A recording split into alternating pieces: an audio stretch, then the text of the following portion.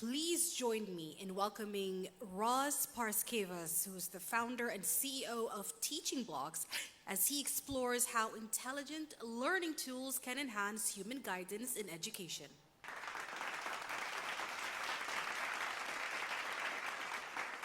My name's Ross Parskevas, and I'm the founder and CEO of Teaching Blocks. And this is an AI teacher that learns about you first. Let me start with an observation, a very simple observation. We have never ever lived in a time where information, so much information is more available. And yet, for some reason, confidence has never been more fragile. Global data shows from OECD, from WHO, from UNICEF, that youth anxiety and youth depression is at record levels. But why? Answers are instant, yet purpose seems increasingly unclear. Intelligence is everywhere, yet learning feels harder. This is not an accident, because education was always meant to shape individual, personal, self-unique identity. And now AI has arrived. And it hasn't arrived as a little tool. AI has arrived as a full force. A full force that's going to change everything in an unprecedented way. It's going to reshape how we think, how we learn, how we define even ourselves. So, the real question here tonight isn't whether AI will change education. AI will change education. The question is how. Will we use AI to automate humans out of relevance? Or will we use AI to help humans become more focused, more confident, more creative, and more deeply aligned to their own sense of meaning and purpose? And that decision is being made right now. So today I want to show you why the wrong use of AI will fail education, and why the right use of AI can and probably will become the greatest learning breakthrough humanity has ever seen.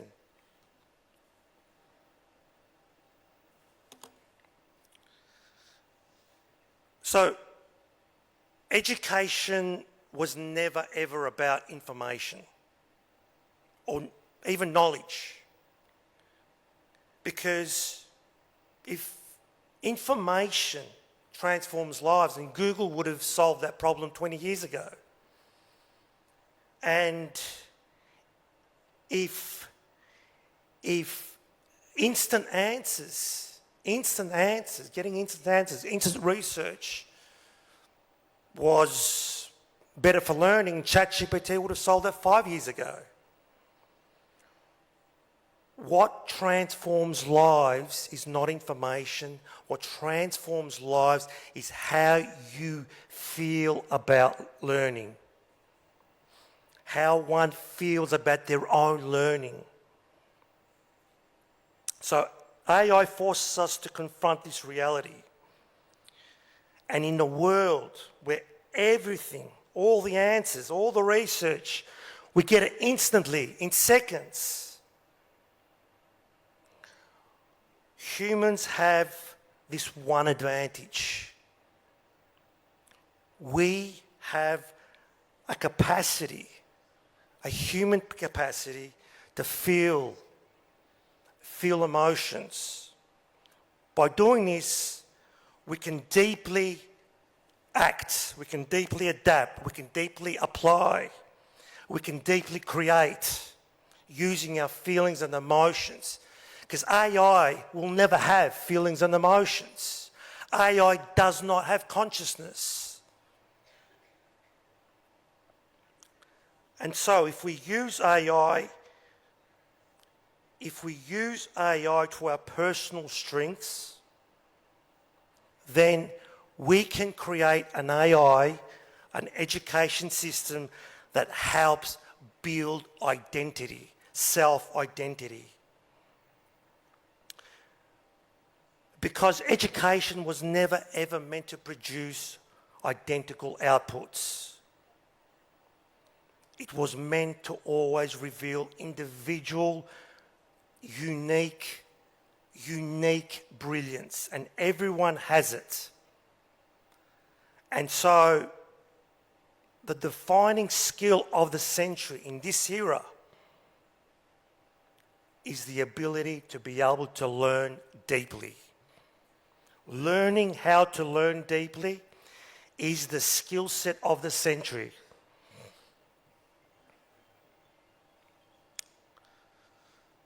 So for generations, education prepared people for a predictable world, and they did an amazing job. Jobs were predictable.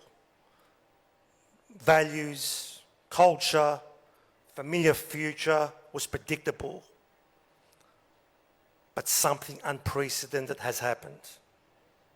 AI has changed that environment faster than anyone ever imagined. Now, I've been involved in AI for 15 years, and I can't predict what's going to happen in the next 12 months.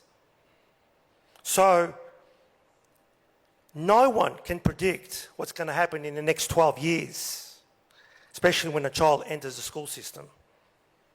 So, if AI can memorize, can recall, can automate, can execute better than any human,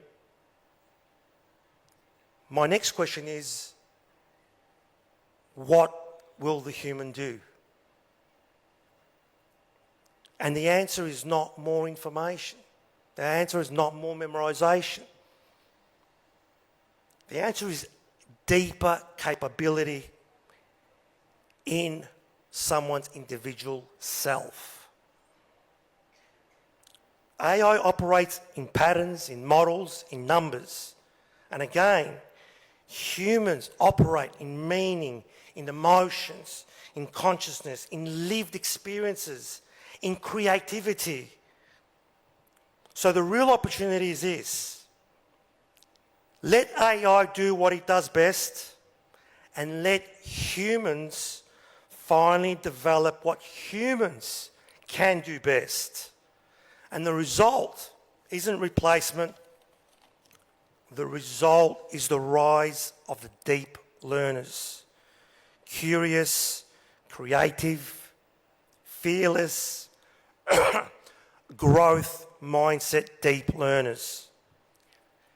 And when learning remains exciting long enough, obsessive long enough, deep thinking and meaningful action follows.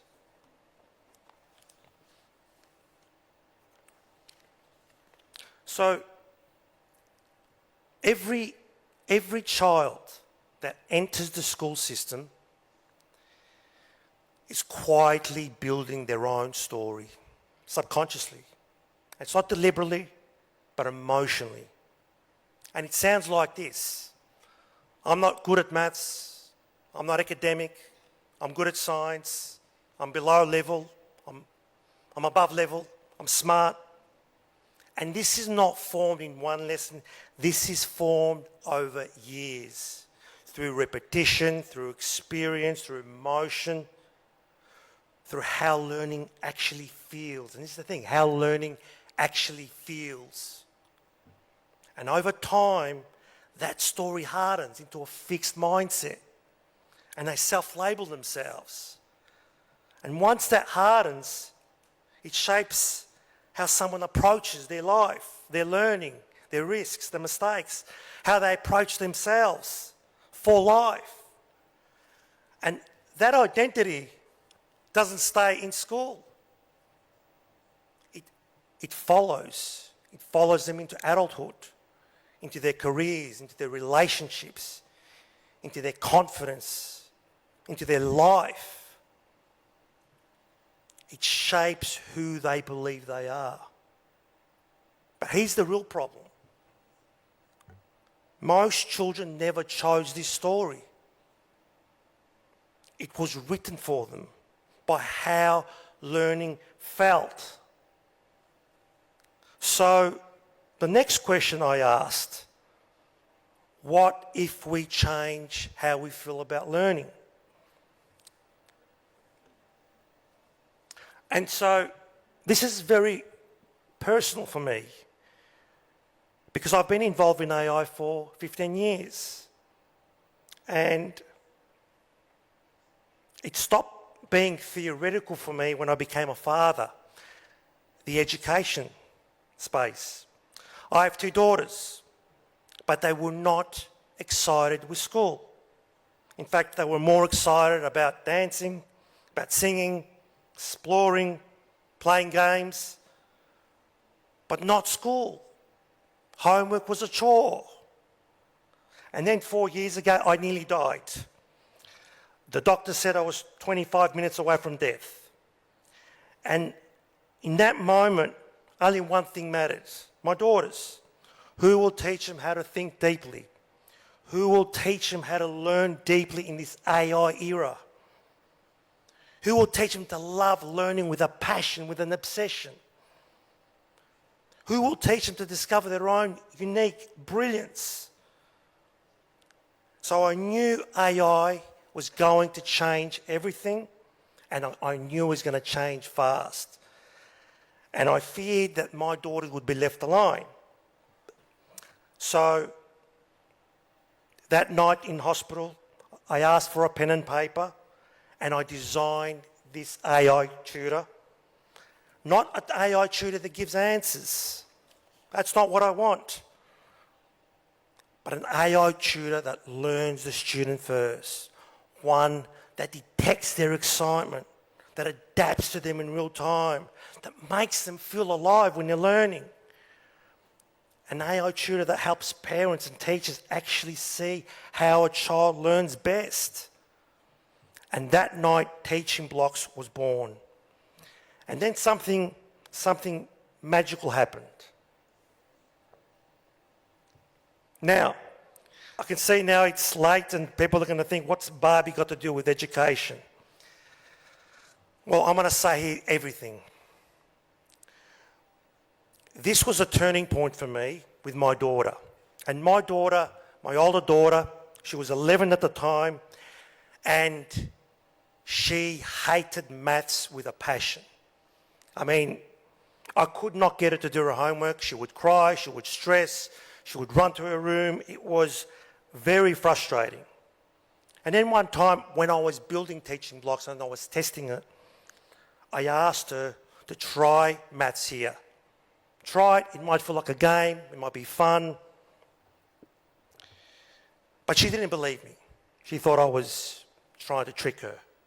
Eventually she agreed.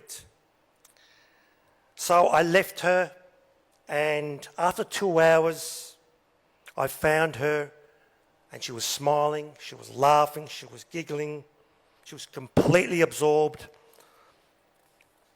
I thought she was playing some kind of game.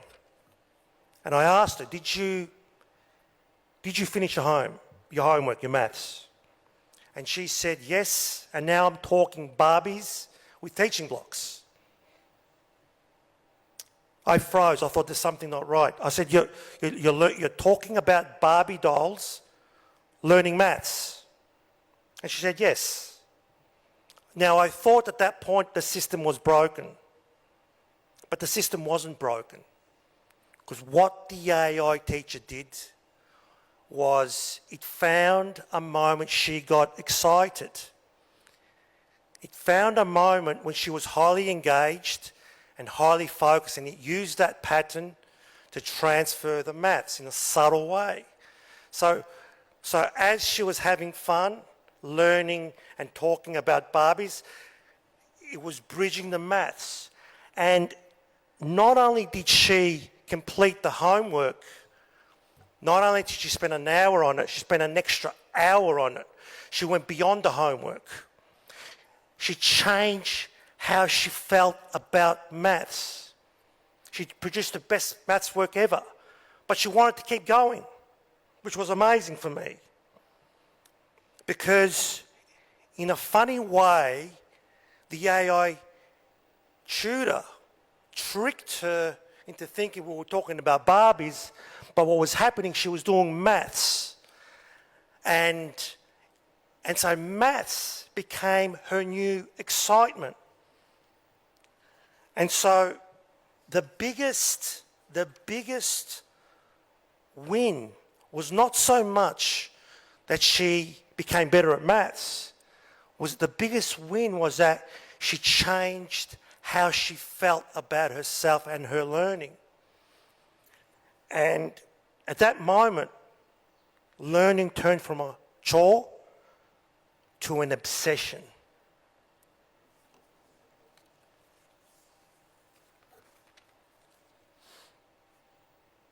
Now, almost every single AI tool out there is built to automate. And we've seen some AI talk here. They do everything for you. They write essays for you. They write assignments for you. They can do lesson plans. They can do everything. But here's the other question. If the AI does all this, does everything, writes essays, writes assignments, what will the human do in the meantime? If AI does everything and the human doesn't do anything, or the human just, for example, it writes an essay and the human just goes to the social media and does nothing, the human race regresses. But if AI does what it does best and the human strengthens what humans can do best, and I'm talking their deep learning skills, their critical thinking skills, their creativity skills, their confidence and resilience skills, then AI does not replace humans. It amplifies them. Now think about it. AI does information, AI automates, humans does feelings and emotions. Deep learners with AI used to create something beyond, something further, the unknown unknown. So, the next question, the next real challenge that I ask myself, how do we actually make learning obsessive and not a chore? And the answer is in games. I found it in games. Games actually understood something that the education system didn't understand. They understood that the feeling of winning, the feeling of progress towards a goal creates and gives a huge dopamine that allows the brain to be highly alert and highly focused. And so, think about games. What do? You start, you fail, you make mistakes, you start from level 1, and all of a sudden you try again. You start, you fail, you try again, and then all of a sudden you get to level 2, level 3, level 4. But by the time you get to level 3, level 4, your knowledge, your skills, your resilience, your confidence, they have all grown and developed. And that is what we also introduced to teaching blocks. So, I just wanted to leave you with a final observation.